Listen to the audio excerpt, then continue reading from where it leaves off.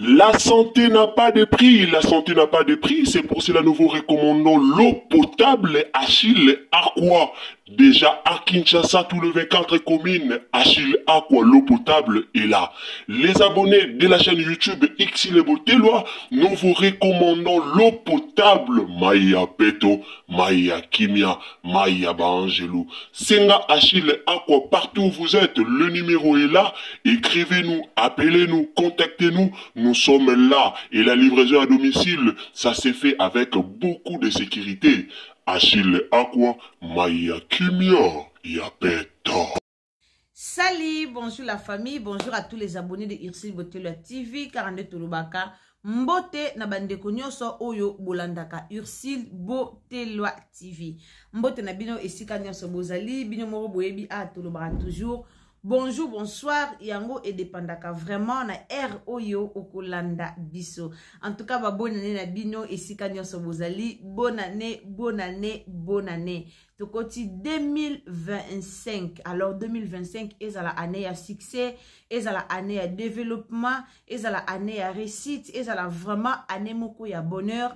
Pour na ba abonné nyonso ya Xile Botelwa TV.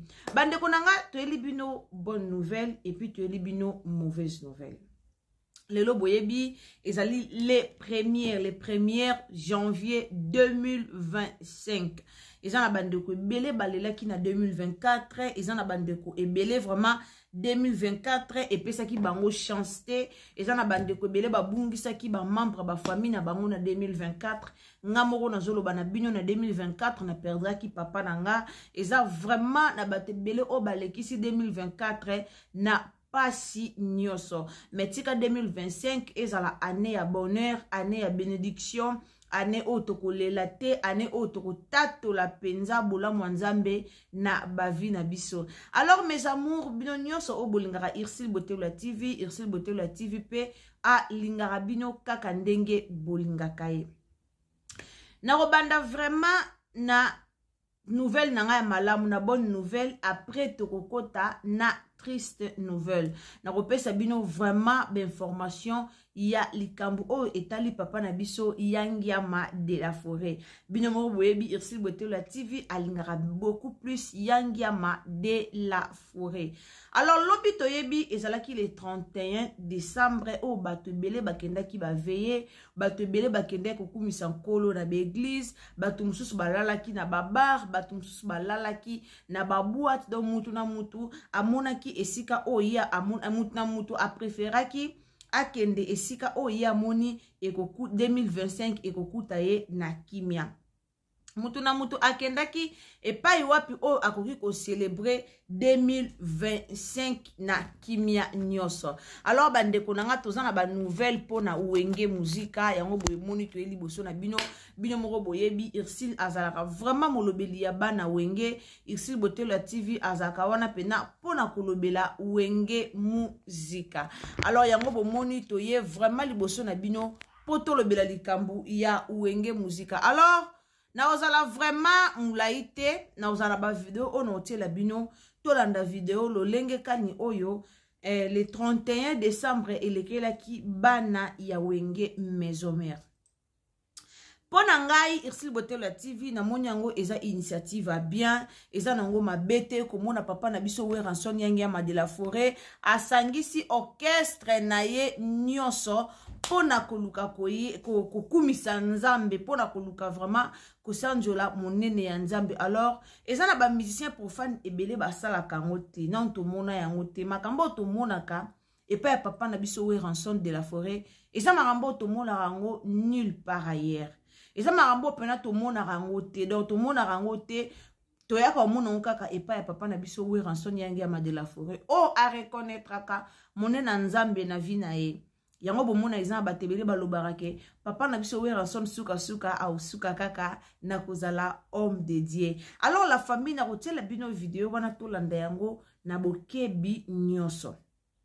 Soki tolandi vidéo wana après tokoya na koyebisa bino sikoyo triste nouvelle eza nini o ekomeli lisusu papa na biso Yangiama de la Forêt après kosala kolakisa biso lolenge nini o bango balekisaki le 31 décembre balekisaki yango ensemble na ba musicien na ba danseur na ba danseuse donc nyonso balekisaki yango ensemble esika moko. Alors basalaki nini elekaki nini nazotiela bino yango awa na Ursile Botelwa TV. Alors bandeko nanga si c'est la première fois que vous visitez Ursile Botelwa TV. En tout cas, tozana année yasika. S'il vous plaît, tolinga mafinga te. Biso tozalaka zéro mafinga. Azolo baliboso na bino aza vraiment mwana mayele. Donc, na miku misanga mopuna la mwana mayele na ebi keboye biango. Alors, na finga raté. Na finga raté na linga rapete bato boyaka ko finga. Bo meke un peu ko changer 2025. Na lobara numéro na biso totiaka ana pona ba remarque na bino. Ce que omoni ke ozana remarque moko osali na chaîne na biso numéro na biso eza liboso na bino ko hésiter te ko contacter Ursile Botelwa TV. Ko hésiter te ko sala message na yo en tout cas tokozwa yango na série nyonso mais ko finga na ba commentaire et ça la ka vraiment kitoko te. Alors bandeko nanga sans plus tarder na otiela bino to landa nini eleki na résidence ya Yangiama Ranson de la Forêt na mokolo ya le 31 na bengi bana wenge nyonso bana wenge nyonso ba obolingaka papa na biso Yangiama de la Forêt s'il vous plaît bo partager nzamba lola opambola bino to partager vraiment initiative oyo po bandeko ebele pe o basala musique profane bazwa vraiment likanisi o papa na biso we Ranson Yangiama de la Forêt azala nango Yangiama tolingaka yo mingi po makambo salara tout le monde esika mosusu te. Alors bambote na ngai ba meilleur vœu na ngai na papa na biso Poutou Machalaba depuis Wembek. Donc Poutou Machalaba papa kuluta bana meilleur vœu esika ozali en tout cas année ezala année ya malamu. Mbote na ngai na mama na biso Princesse Alegria, mbote na Madeleine Akeita, mbote na ba abonné tout au bolingara Ursile Botelwa TV boza vraiment ebele et puis na kosenga merci na bandeko nyonso o ba contribuaki pona kokende kotala bana na biso ya ba orphelin to pe pona kokende ko visiter ba maman na biso ya ba veuve. Merci beaucoup. Tozo bongisa ba image bientôt là toko projeter ba image liboso na bino bokomona lolenge nini et les kaki. Alors ndeko za na posa kosala pe geste wana ya kosunga ba orphelin ya kosunga ba veuve tozalaka na groupe moko oyo esungaka vraiment ba orphelin na ba veuve. Alors soko za na bezo kota na groupe wana komela biso tokokotisa na groupe na biso ya WhatsApp o tosungaka ba orphelin na ba veuve o bando mona soki toza na descente o tozo sala to bando lancer message comme ça tosangisi un franc oyo kosunga biso to kitaka to soutenaka ba ndeko na biso. Alors la famille sans plus tarder nazotiela bientôt landa Yangiama de la Forêt. Si vous êtes là pour la première fois, alors partagez s'il vous plaît et quand vous abonnez, activez surtout la cloche des notifications. Alors partagez sur Facebook, partagez sur WhatsApp, partagez sur Messenger, Tiabiso na stati et aux alamalam au 2025 année ya sika. Alors to banda maramba sika et longo na nzambe et aux alamalam mingi. Alors totalitoi to landa papa na biso Yangiama Ranson de la Forêt. To landa. Aimez la vidéo s'il vous plaît. Quand vous partagez, aimez la vidéo, abonnez-vous nzambe au pambola bino. To landa. Alléluia. Nzambe abateli biso soto komika na minuit. Nzambe abateli biso minuit. Dans 2 minutes. Nzambe abateli biso minute Namni tunali boye. To embela. Soki Tokomona kemona yawe.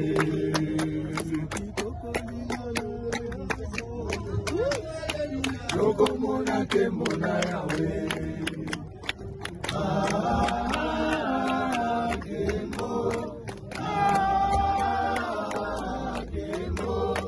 Tokomona kemona yawe. ina bomo ilelo.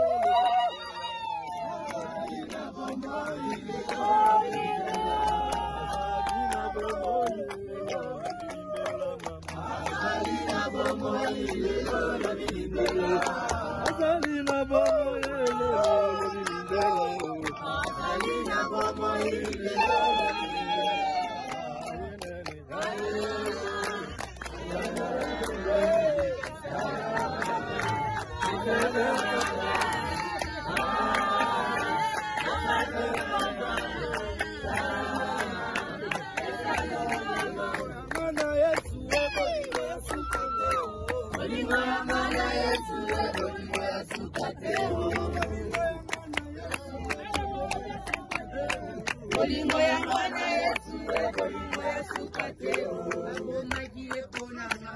Haleluya,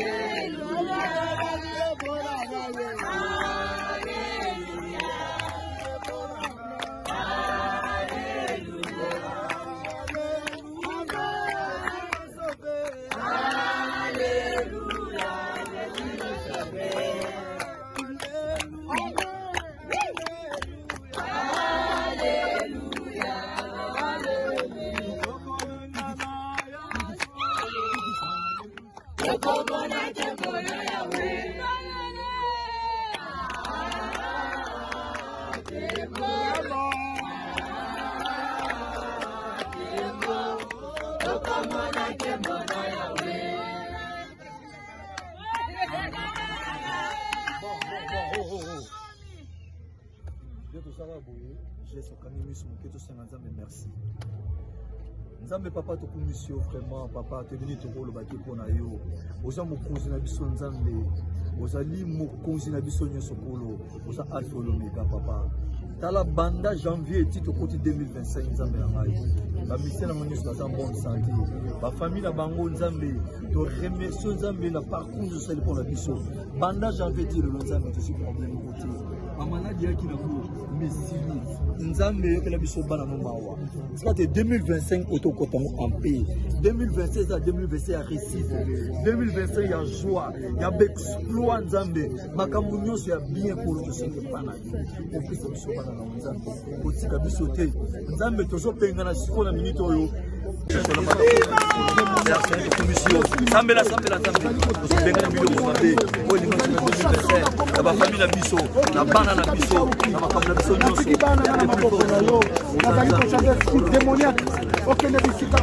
attends oto senga makila Yesu to senga makila Yesu et purifier nzoto na biso elongola malade elongola makambo nyonso mabe elongola bataki ya bato bataki biso tozali a tosambela c'est benga na yango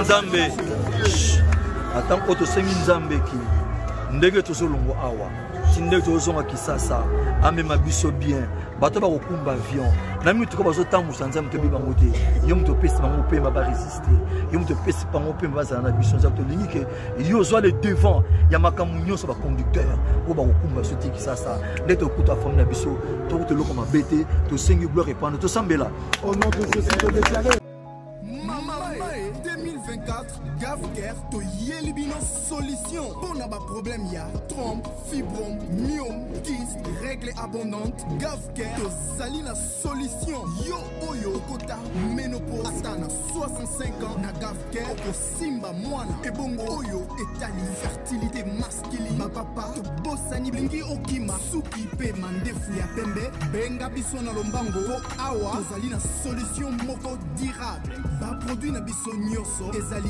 100% naturel. naturel P et Salemi Naba plante Naba industrie ya Angleterre P Allemagne benga biso na numéro Oyo plus 44 74 05 65 35 48 GavCare solution ya santé na yo.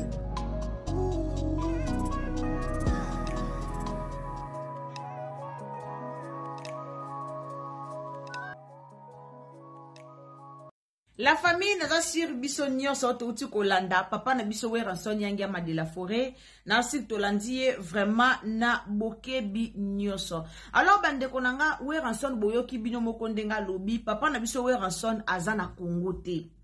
Na sik toyoki papa na biso bien ndenge a préciser que aza na Congo te. Dans la minute oyo baza quelque part il fallait bazo déjà avion pour que bazonga na Congo Kinshasa.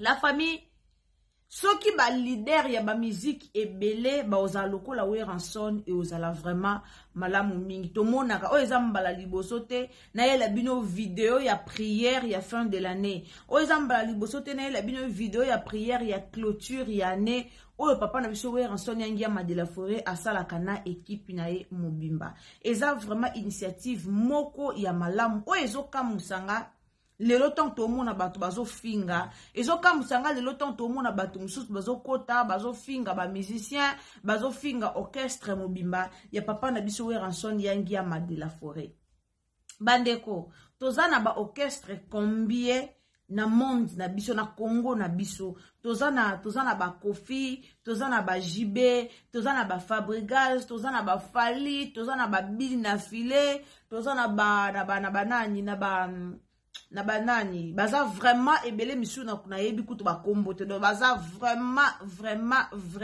ebele o tokoki même pas ko citer ba kombo na bango nyonso na ya kombo ya bango nyonso bande bandel tisuka mais nani o bomoni vidéo et circuler na internet quand même à 8 ans ya kosambela baba god azuta ya kosambela papa nzamba azuta ya kosambela papa god azuta ya kosambela baba yesu na fin de l'année o nani o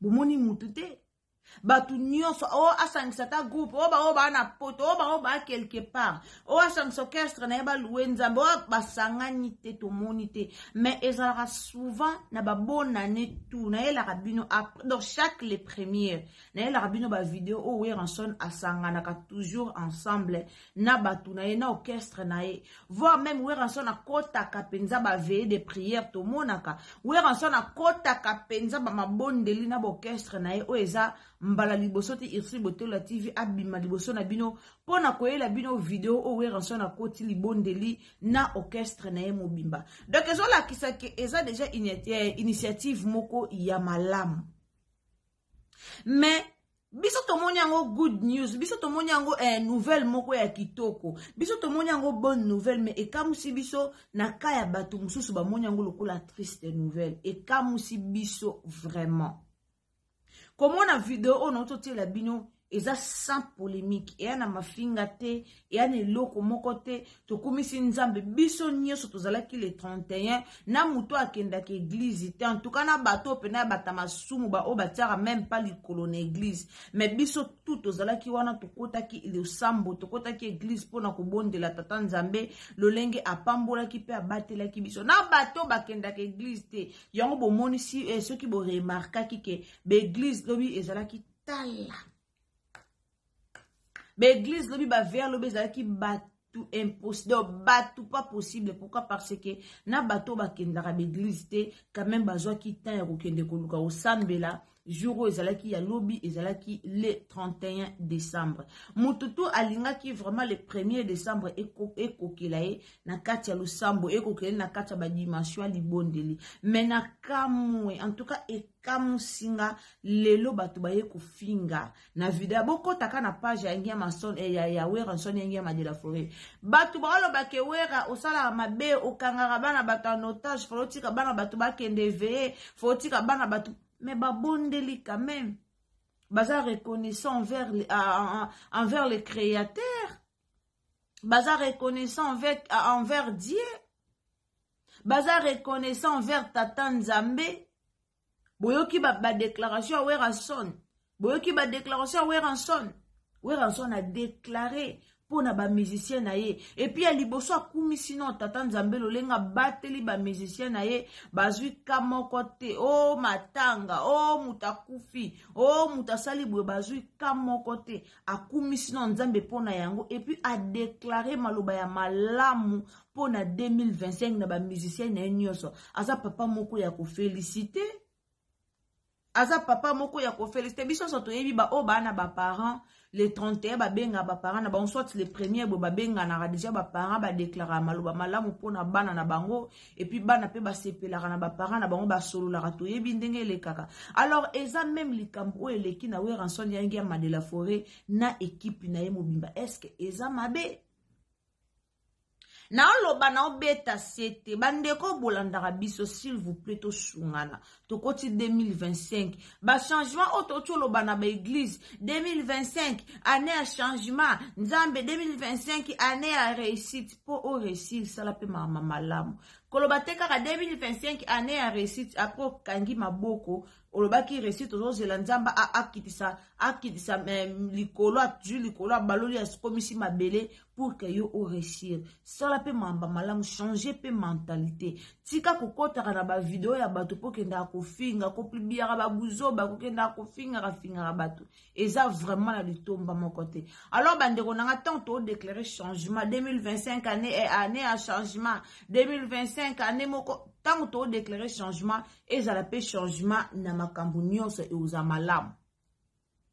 Tant que tu déclaré changement en 2025, et ça a vraiment changement na makambo nyonso e oza malamu. Et ça a été que ba déclaration ça la kaya munoko. Changement, mais en réalité, tozo changé te. Et ça vraiment malamu mingi te. Totika Weranson na sali ba déclaration na bana na ye na orchestre na ye mobimba. Et ça vraiment idée à malamu. Aza muto toko féliciter. Et là que ça ke ba koti déjà 2025 na bango na ndenge moka bi. Et là qui ça ke 2025 na mo ba koti ngo déjà na ndenge moka bien basali ba déclaration na bango ya malamu ba déclaration na bango ya malamu pour na 2025. Alors totika ba mafinga moko totika ka koyaka na réseaux sociaux pour na kofinga bandeko boya kofinga ka biso na ba commentaire tozaka na mai na makila na nzoto bomoni yangia ma Weranson boke finga na ba commentaire ana mai na makila na nzoto.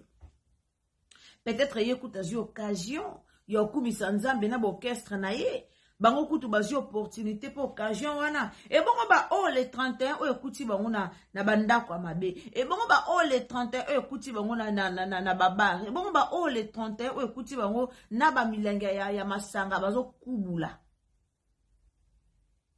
to féliciter Nzambe na ba circonstances sa vie to kumisa Nzambe ngana lubango Weranson a musicien liboso o asala ba live ya prière to monaka a musicien liboso o asangsa ba orchestre na ba musicien profane o asangsa pa ba orchestre ne ba sala ba live ya prière ba ya ba bondela o to mona à part bango so yo ebi musicien moko asala ba live ya prière asangsa orchestre ne ba bondela tata Nzambe yaka ko mentionner à tout mona yako komela biso na commentaire ici botelo olobi mabeta la musicien boya salaki boto mona ngo to sepela.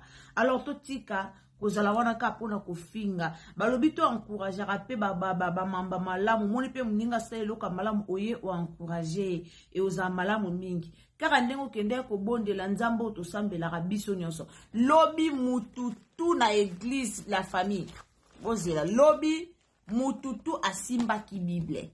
Lobi mututu akende église na Bible na ye. Mututu asimba ki Bible akende ko sambela. Alors to changer peu comportement. To sambela mais to changer te ya kitoko te. To tiko kotara pour na kofinga iza malamu te. Alors merci beaucoup na ba fan tu ya wenge, merci beaucoup na ba tutu obolinga Weranson obozaki wana pour na kolanda Ursile Botelwa TV. Alors on a qui vraiment lancer message ceux qui ba musiciens nyonso boza lokola papa na biso yangia Mandela Forêt et aux malamu mingi. Merci beaucoup Weranson tolingara makasi en tout cas continuez kaka boy kolaksa ba danseuse na biso ba musicien na yo ba danseur na yo ba musicien na yo Nzambe continuez toujours comme orchestre na yo lolengi ozo memelango omona Nzambe pe aozala toujours liboso na bino. Alors partagez Abonnez-vous, commentez, likez, partagez et quand vous abonnez, activez la cloche des notifications pour ne pas rater ma nouvelle news sur Ursile Botelwa TV.